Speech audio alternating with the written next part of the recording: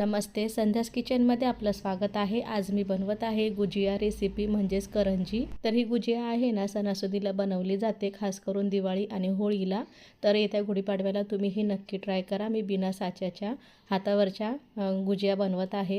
चला तर मग रेसिपीला सुरुवात करू. इथे ना मी 2 वाटी मैदा घेतलेला आहे, म्हणजेच अर्धा किलो मैदा आहे. यामध्ये घालते चवीपुरतं मीठ आणि ना 2 चमचा तूप घेतलेला आहे.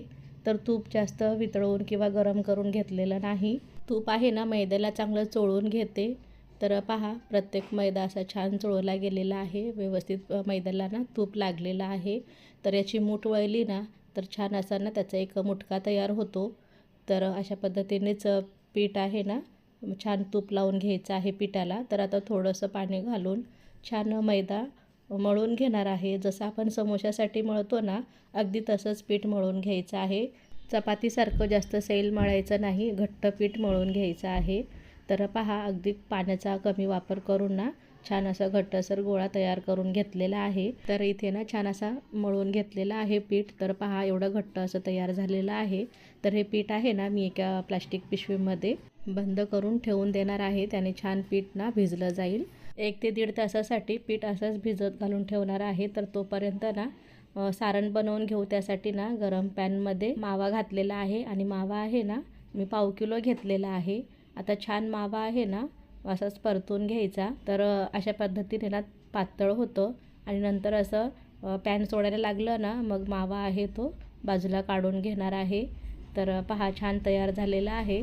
मावा काढून घेतल्याच्या नंतर त्याच पॅनमध्ये ना 1 चमचा तूप घातलेला आहे आणि ना ड्रायफ्रूट्स घेतलेले आहेत मी काही. तर तुम्ही तुमच्या आवडीनुसार कुठलेही घेऊ शकता. मी इथे ना काजू बदामाचे काप आणि चारोळी घेतलेली आहे. छान तुपामध्ये ना भाजून घेतलेले आहेत. तर पहा, आता मी ना हे थंड करून घेते. तर थंड झालेला मावा आहे ना तर तुम्ही पाहू शकता की ते असा ना कोरडा झालेला आहे. तर यामध्ये ना तुम्ही रवा देखील भाजून घालू शकता, मी घातलेला नाही. तर पहा, असा छान सुक्का झालेला आहे मावा. तर आता यामध्ये ना जे ड्रायफ्रूट्स आपण भाजून घेतलेले आहेत ना तुपामध्ये ते घालून घेते. तर हे सर्व जिन्नस आहेत ना थंड करूनच घ्यायचे आहेत. तर पहा, इथे ना मी खोबरं घेतलेलं आहे, सुक्कं खोबरं अर्धी वाटी घेतलेलं होतं. तर ते छान असं किसून घेतलेलं आहे आणि अर्धी वाटी पिठी साखर घेतलेली आहे. साखर मी मिक्सरमध्ये काढून घेतलेली होती आणि ना फ्रेश हिरवी इलायची कुटून घेतलेली आहे 3 ते 4. आता हे सर्व छान मिक्स करून घेते. तर तुम्ही यामध्ये ना गुळाची पावडर देखील घालू शकता आवडीप्रमाणे. तर हे मिश्रण आहे ना आता छान तयार झालेलं आहे. तर तुम्ही जर गूळ घातलात ना यामध्ये तर जेवढं साखरेचं प्रमाण घेतलेलं होतं तेवढंच गुळाचं घ्या, छान होतात. तर पीठ आहे ना छान भिजलेलं आहे, 1.5 तास पूर्ण झालेला आहे. तर मी या प्लास्टिक पिशवीमधनं पीठ आहे ना बाहेर काढून घेते. तर घट्ट पीठ मळून घेतल्याच्या नंतर इतकं छान असं मऊ झालेलं आहे भिजल्याच्या नंतर. तर पहा, आता ना मी पुन्हा एकदा त्याला छान मळून घेते. तर असं पीठ मळून घेतलं ना तर गुजिया म्हणजेच करंजी आहे ना खूपच छान बनतात. एकदम टम्म फुगलेल्या आणि खुसखुशीत गुजिया तयार होतात. तर तुम्ही पाहू शकता मस्त असं ना पीठ मी मळून घेतलेलं आहे. तर आता याचे ना हवे तेवढे आकाराचे गोळे तयार करून घेणार आहे. तर तुम्हाला गुजिया जास्त मोठ्या हवेत की छोट्या तुमच्या आवडीप्रमाणे. तर मी अशा मध्यम आकाराच्या गुजिया तयार करून घेणार आहे. तर असे गोळे बनवून घेतले आहेत मी सगळे. तर आता याच्या ना लाट्या लाटून घेते. तर हलवाई काय करतात, सगळ्या लाट्या आहेत ना सुरुवातीला लाटून घेतात आणि जिथून लाटी सुरुवात केली होती ना लाटायला तर त्याच लाटीपासून गुजिया बनवायला घेतात. म्हणजे ना गुजियामध्ये सारण भरायला घेतात. तर पहा, या पद्धतीने ना मी छान अशी जाड किंवा पातळ न लाटता मध्यम आकाराची छान लाटी लाटून घेतलेली आहे. तर आता यामध्ये ना सारण भरून घेते. तर सारण आहे ना जास्तच भरायचं म्हणजे छान गुजिया तयार होतात आणि कमी भरलं ना मग त्या गुजिया आहेत ना म्हणजेच करंजी पोकळ दिसते तोडली तर. म्हणून ना सारण जास्त भरायचं म्हणजे टम्म फुगलेल्या अशा गुजिया तयार होतात. तर सारण भरल्याच्या नंतर आता मी कडेनी ना पाणी लावून घेते. म्हणजे काय आहे ना तर तळते वेळेस सारण आहे ते बाहेर निघणार नाही, म्हणून असं पाणी लावून घ्यायचं. तर छान कडा आहेत ना चिटकल्या जातात. तर सारण भरून घेतल्याच्या नंतर अशा दोन्ही बाजूच्या ज्या कडा आहेत ना मध्यभागीच्या तर त्या घेऊन अशा चिटकवून घ्यायच्या आणि मग ना दोन्ही साईडनी कडा एकत्र आणून चिटकवून घ्यायच्या. म्हणजे ना छान गुजिया तयार होतो. तर म्हणजे त्रास होत नाही आणि ना बिना साच्याच्या खूप छान तयार होतात. तर तुम्ही पाहू शकता मस्त अशी ना करंजी छान तयार करून घेतलेली आहे हातावरची. तर आता याला मी डिझाईन करून घेणार आहे.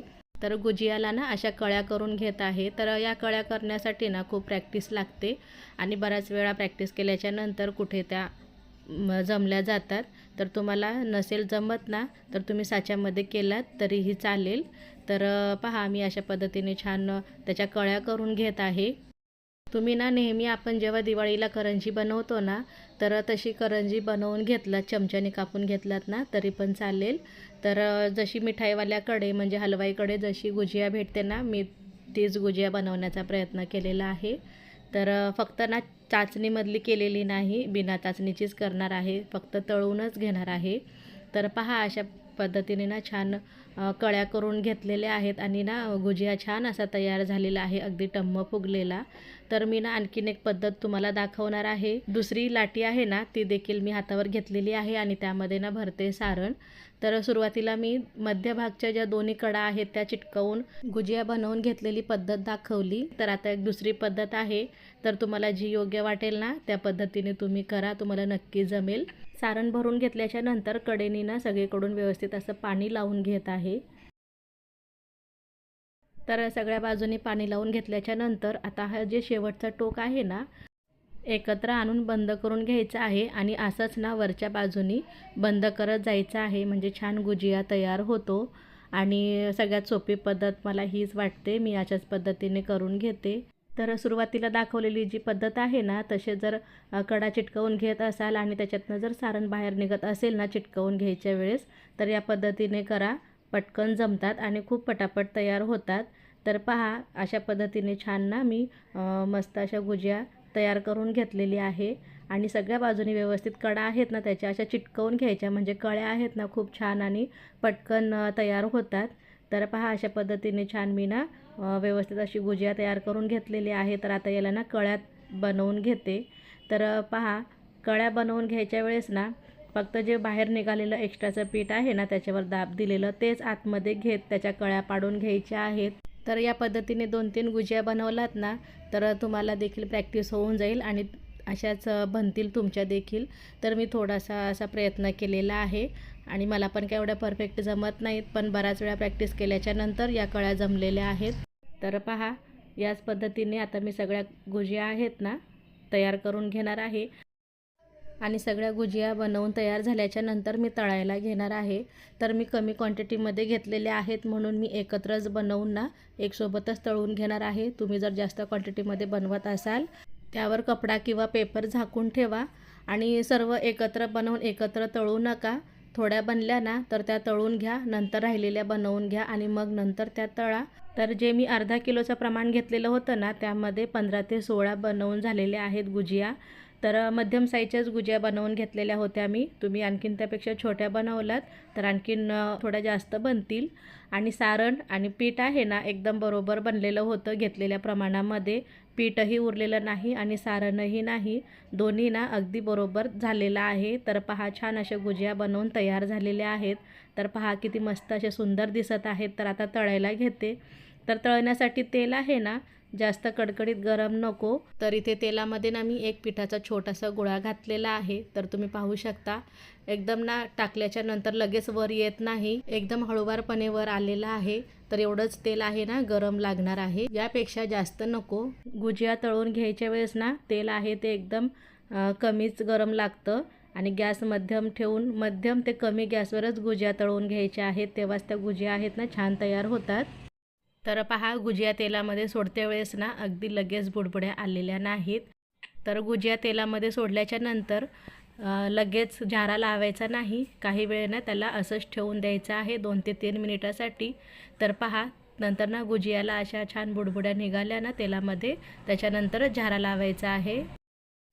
आणि मध्यम ते कमी गॅसवर छान वर खाली म्हणजे उलट सुलट गुजिया करून ना मस्त अशा खरपूस रंगावर तळून घ्यायच्या आहेत. अगदी जसे आपण समोसे तळतो ना तर त्याच पद्धतीमध्ये तळून घ्यायचे आहेत आणि एकदम हलक्या हाताने झारा लावायचा आहे. तर पहा मस्त अशा करंज्या आहेत ना म्हणजेच गुजिया छान अशा उलटसुलट करून घेत आहे आणि एकदम अशा हलक्या झालेल्या आहेत तेलामध्ये गेल्याच्या नंतर. तर पहा असा हलकासा रंग ना बदललेला आहे. तर आणखीन याला ना वेळ आहे, आणखीन तळलेल्या नाहीत. तर ह्या गुजिया तळण्यासाठी ना बराच वेळ लागतो आणि जेवढ्या गुजिया छान तळल्या जातील ना तेवढ्या छान खुसखुशीत अशा बनल्या जातात आणि खूप छान तयार होतात। तर तुम्ही पाहू शकता छान अशा गुजिया ना तयार होत आलेल्या आहेत आणि रंगही फार सुंदर असा आलेला आहे। तर आणखीन ना एक 5 ते 7 मिनिटाची गरज आहे, त्यामध्ये ना गुजिया छान तळून तयार होतील। तर तुम्ही पाहू शकता वरचं जे कवर आहे ना किंवा वरचं कवच आहे ना गुजियाचं किती खुसखुशीत असं झालेलं दिसत आहे। तर पहा छान अशा गुजिया तळून तयार झालेल्या आहेत। तर ह्या गुजिया आहेत ना आता मी बाजूला काढून घेते। तर गुजिया तळलेल्या आहेत की नाही कसं ओळखायचं, तर गुजिया आहेत ना तळत्या वेळेस ज्या बुडबुड्या त्याला चालू असतात ना त्या बंद होतात आणि गुजिया खाली तळाशी जाऊन बसतात तेलाच्या, तर समजायचं की गुजिया ना तळून तयार झालेल्या आहेत। तर सगळी प्रोसेस आहे ते कमी ते मध्यमच ठेवून वेळ काढून गुजिया तळायच्या आहेत, म्हणजे छान तयार होतात। तर पहा किती सुंदर अशा दिसत आहेत आणि तयार झालेल्या आहेत। तर मी बाजूला ठेवून घेते आणि ना दुसऱ्या गुजिया आहेत ना राहिलेल्या बाकीच्या सगळ्या मी अशाच तळून घेणार आहे। तुम्हाला जर माझी आजची रेसिपी आवडली असेल तर रेसिपीला लाईक नक्की करा। घशाचा प्रॉब्लेम असल्यामुळे तुमच्यापर्यंत रेसिपी यायला उशीर झाला, त्याबद्दल सॉरी। तर येत्या गुढीपाडव्याला ही रेसिपी नक्की बनवा। तर पहा गुजियाची दुसरी बॅच देखील ना तळून तयार झालेली आहे आणि याच पद्धतीने मी सगळ्या गुजिया आहेत ना तळून घेतलेल्या आहेत। तर पहा हाताने बनवलेल्या साच्याचा वापर न करता छान अशा गुजिया तयार झालेल्या आहेत, एकदम अशा खुसखुशीत तयार झालेल्या आहेत आणि सारणही पहा किती मस्त असं भरलेलं आहे। तर मी आणखीन एक तुम्हाला दाखवते। गुजिया आहे ना असा मस्त टम्म भरून निघालेला आहे, सुंदर असा गुजिया तयार झालेला आहे। तर याच पद्धतीने बिना साच्याची हाताने बनवलेली माव्याची गुजिया तयार झालेल्या आहेत। तुम्हाला जर माझी आजची रेसिपी आवडली असेल तर रेसिपीला लाईक करा, व्हिडिओ शेअर करा आणि तुम्ही माझ्या चॅनलवर नवीन असाल तर चॅनलला सबस्क्राईब करा।